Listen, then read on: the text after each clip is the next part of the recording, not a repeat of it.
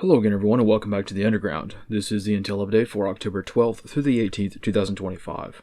This week has been kind of a mixed bag. There have been a lot of kinetic things going on around the world, but most of those kinetic things have also been taking place over the past few months. So this week has been a little bit more nebulous in terms of world events, which has possibly tempted us to be a little bit more complacent. Rest assured, there's plenty of activity going on around the world, so let's get right to it. First up here in the homeland, this week has been a continuation of the civil unrest in places like Portland and Chicago and New York. ICE operations continue, counter-ICE operations continue. This morning, as I'm recording this, the No Kings protests are supposed to be underway nationwide. It's pretty much the same story as before, but again, it would not be a good idea to be complacent with these things. So, if you look at the map on their own website, they're clearly using or reusing the same map as before, so all of these listings that I have clicked around and found are the same as the first round of No Kings protests, so they're clearly doing the same thing over again. They're trying to make it look like there are demonstrations in places where there aren't. If we recall from the very first round of No Kings protests, most of these events never happened because why? It was a psyop the first time.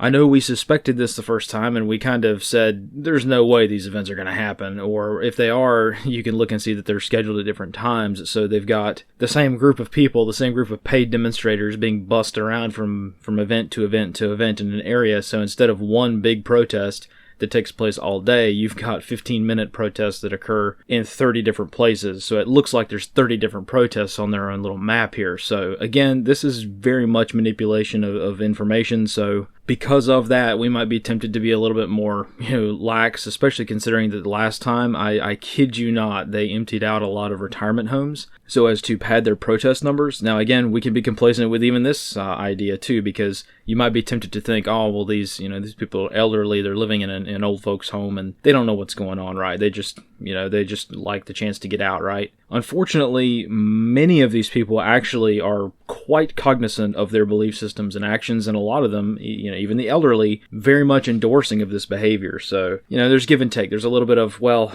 they're taking advantage. They're exploiting the elderly to pad their protests. And then there's also the other side of things where the only people that agree with these people are, the extreme elderly, right? So it's kind of a mixed bag.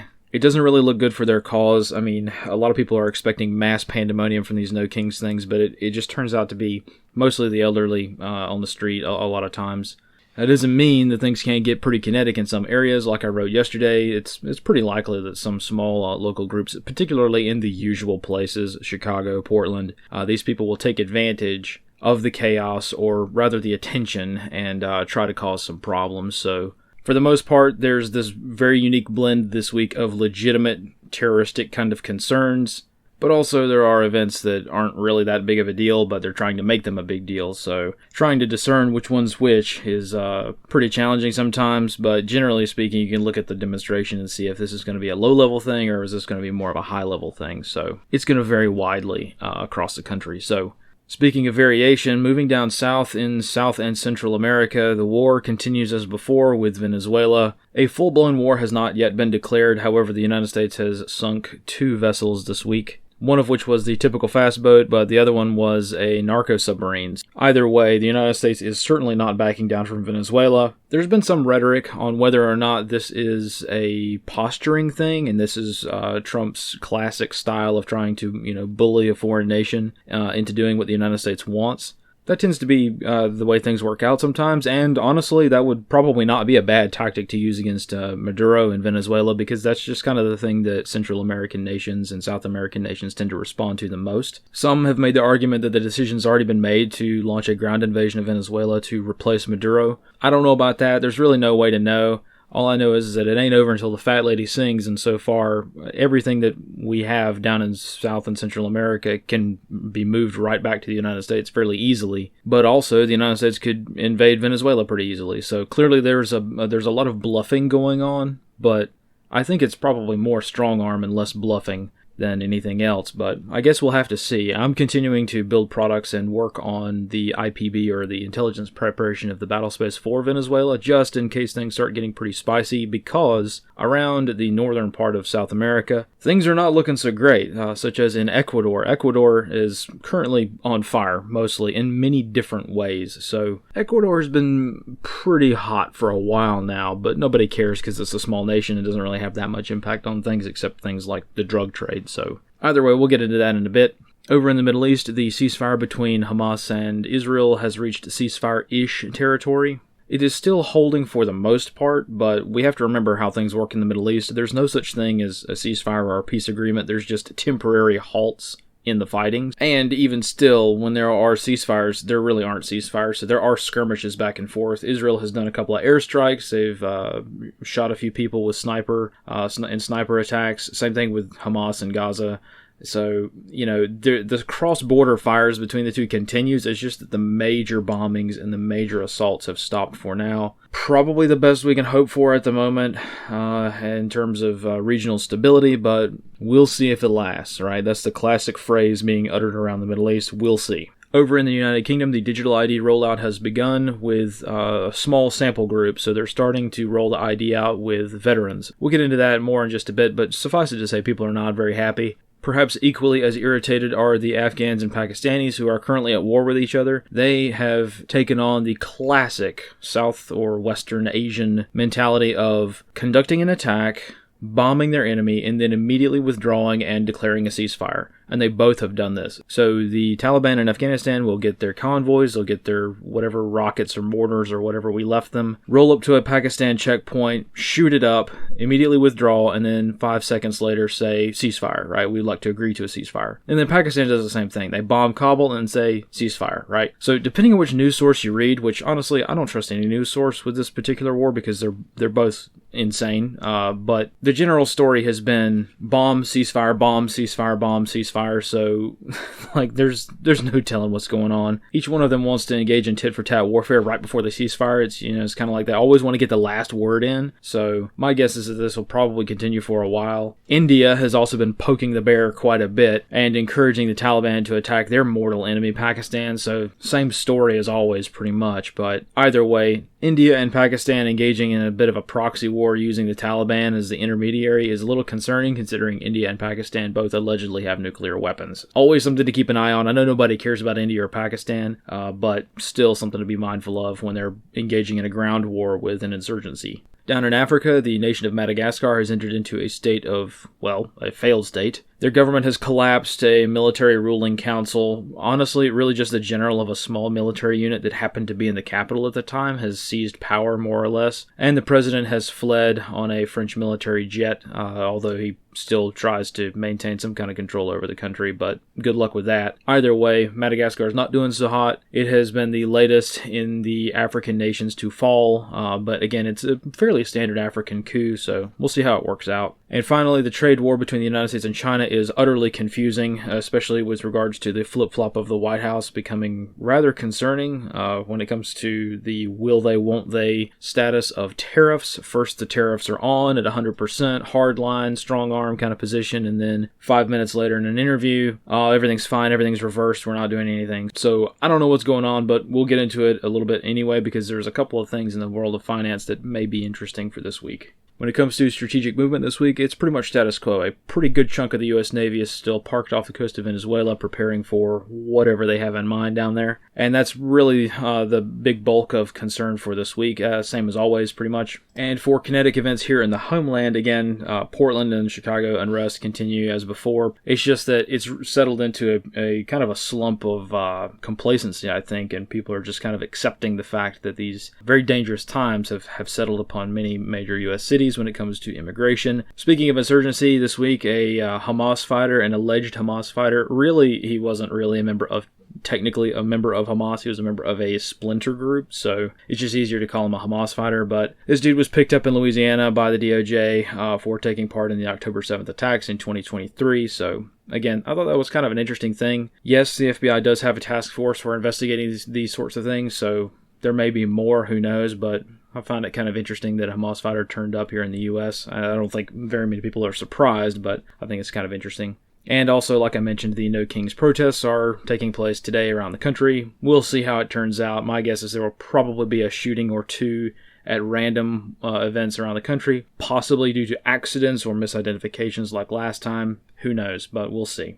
I don't have much to touch on in the US this week, except for one kind of interesting item of note, which is the world of finance has been very interesting this week. I am personally not a finance guy. I am only looking at this through the lens of international stability and trying to use the financial markets and what's going on there as a way of gauging how international sentiment is kind of flowing, right? You can kind of tell these things sometimes, and it looks to be like a pretty big period of uncertainty, right? That's kind of the theme this week in finance is uncertainty. And there have been a few things that have kind of exacerbated that. So first of all, the tariff threats last Friday caused the markets to crash quite a bit, especially the crypto market. So Bitcoin took a dive after that, as you could probably imagine, which a lot of finance guys have commented on. But I found it interesting that insider trading appears to be a fairly good constant. I know, shocking, right? Somebody in the president's circle having insider knowledge and making financial decisions on that. I'm shocked, I say. But anyway, this whale closed a $127 million short on Bitcoin just a few minutes before President Trump announced the tariffs on China. So, yeah, not super great. Looks pretty suspicious.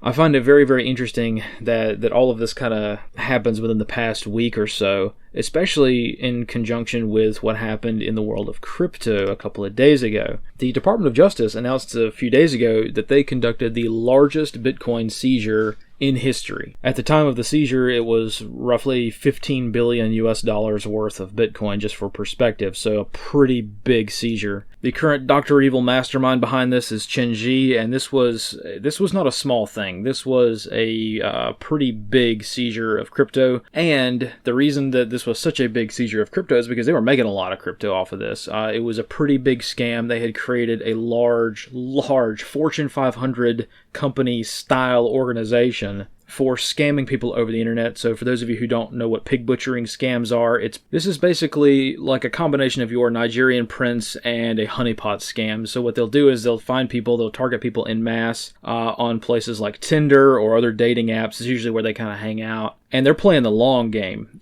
They will befriend someone, start an online relationship with someone, and eventually get them to invest crypto. We see where this is going. Invest crypto in this fake company, and they'll make it look real slick. They'll make it real good. They'll even provide some return on investment. Like, oh, you've made so much crypto today. Look at this. Put more in and put more in and put more in, and they're fattening the pig up, as we can see the name of this scam. And then eventually, one day, once they've decided they've fattened this pig up as much as they can, they disappear. They cut and run. Because it's crypto, not your keys, not your crypto, right? So they make off with a lot of money. Interestingly enough, the DOJ, to the best of my knowledge, I'm going to dig more into this, but to the best of my knowledge, they have not exactly stated how they seized this crypto. My suspicion, this is pure speculation, my suspicion is they found the seed phrases that this company was using to store all their crypto on these various wallets. So once you have the seed phrase, you've got the crypto, and that's probably what they did. I found that to be very interesting, especially in the context of crypto being kind of in the news, and also President Trump creating the National Strategic Bitcoin Reserve. Whereas previously, the previous policy was to, whenever the FBI or the DOJ were able to actually gain access to seized Bitcoin, the policy was to just sell it for US dollars. Well, now the US government now holds this crypto, so they're not selling these 100,000 plus Bitcoin, right? Which is interesting, because it now means that the US government is now a major holder of crypto. And the crypto world right now is very volatile, as it always is, but especially lately. So what does all this mean? I have no clue, but I thought I'd mention it anyway, because even though it looks like nothing's happening in the world or nothing happening in Washington, it's pretty busy, and there's some pretty significant indicators of global instability all around the planet. Very interesting stuff, though. Now let's move down to Ecuador for a minute and briefly touch on what's going on there. Sorry, I haven't made a map for Ecuador just yet. Ecuador is, like I mentioned earlier, on fire. In some cases, quite literally. There have been quite a few IED attacks to strike Ecuador. These IED attacks have mostly been carried out, I don't know how coordinated they are, but they've mostly been carried out by a lot of mining groups, or rather gangs affiliated with illegal mining of natural resources and minerals throughout Ecuador. The government's declared a lot of military mobilizations to crack down on this illegal mining, which is, of course, used to fund narco trafficking and things like that. So it's a very complicated web of dissatisfaction down in South America. I know, same story as always, but still. The people of Ecuador have not been very happy with the President Noboa. A lot of locals are saying that he has conducted a lot of false flag attacks against himself to make it look like people are attacking him so that he has justification to lock down the country and deploy the military. I don't know how true that is. I mean, it seems like it's a fairly chaotic situation down there. The times, they are a-changin'. Destabilization is the name of the game in South America. I think it probably always has been, but still. And speaking of Venezuela, it has, again, been very kinetic this week. We now have a total of 6 sunk vessels, 5 fast boats sunk, and 1 submarine sunk. Venezuela seems to certainly be quite convinced the U.S. Navy and the U.S. Marine Corps is going to go in and wreck their country. So Venezuela has shut down most of the cross-border checkpoints and crossings around their country. Granted, it's not like they had a particularly high amount of cross-border traffic anyway, but they've started fortifying things, and they've started putting a lot of blockades up to make it hard to transit around the country.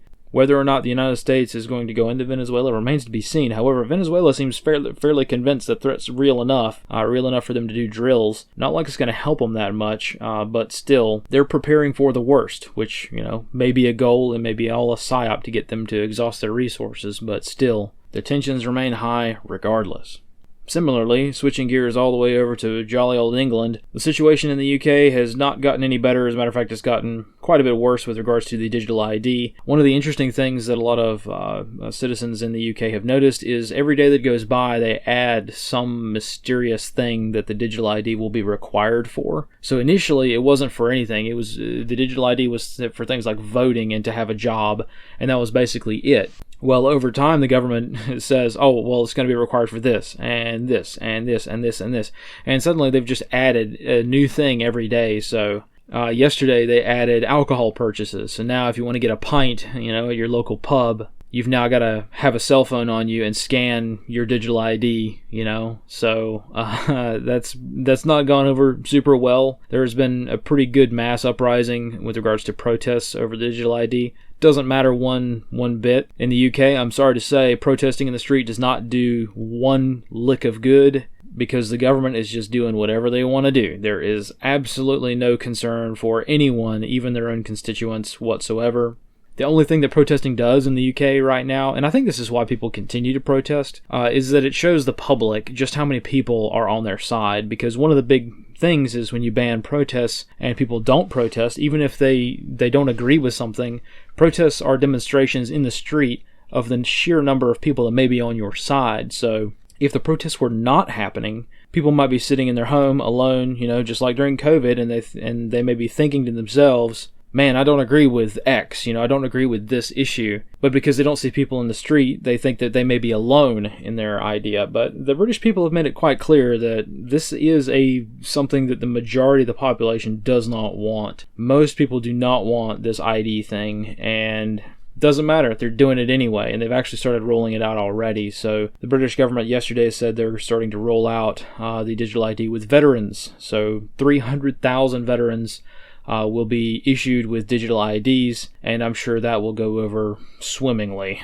But we'll see. My guess is that it's going to be pretty disastrous because it's a government app, and, well, it doesn't matter if you're the UK or the US, government apps don't tend to work super well, so I guess we'll see how that works, but my guess is that it's going to go over not very well at all, but they are moving towards this at breakneck pace. If you recall, they first mentioned this digital ID thing just a couple of weeks ago, and now it's being implemented. Now, granted, digital ID and, well, a national ID of some sort has been in the works for decades now. But really, it's kind of interesting how much they've stomped on the gas with regards to implementing this around society. And once again, for the Americans who don't really care what's going on in the UK, here's the link to you. The newsstands this week have been full of articles on a wide array of topics, everything from Denver signing contracts with Flock to use their AI-flown drones around the city without a warrant or anything like that. Same thing with judges ruling that police departments can now use Flock cameras without a warrant in Virginia. Then, of course, we have the recent news, which